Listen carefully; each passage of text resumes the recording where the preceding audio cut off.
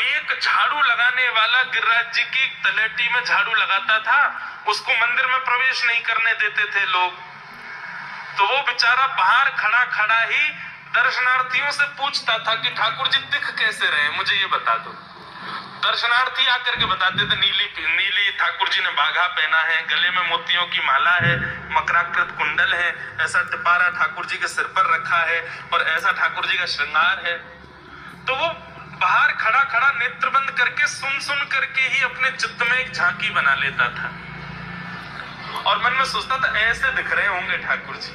पर रोज प्रार्थना करता था, नाथ मुझे लगता है इस जन्म में तो आप मुझे कभी नहीं दिखोगे भगवान, इस जन्म में तो मैं आपके योग्य नहीं हूं, पर मेरे पर बस इतनी कृपा कर दो कि अगला जन्म मुझे दीजिएगा तो कुछ नहीं तो चेटी बना देना, तो चेटी बन करके मैं आपके 56 भोग में ही आ जाऊंगा, भीतर आके आपका दर्शन कर लूंगा, लेकिन मुझ पर अनुग्रह कर देना। ठाकुर जी उसके इस भाव से इतने रीझ गए।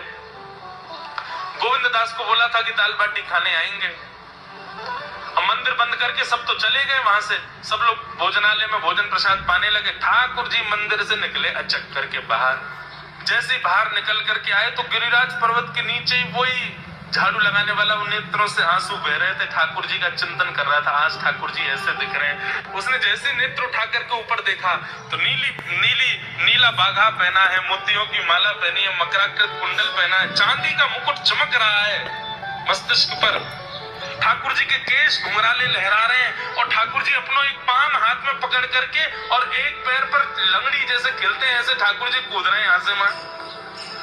नीचे से झाड़ू लगाने वाले ने कहा, अरे ऐसा पुरुष तो मैंने जीवन में कभी नहीं देखा, ये कैसा पुरुष है।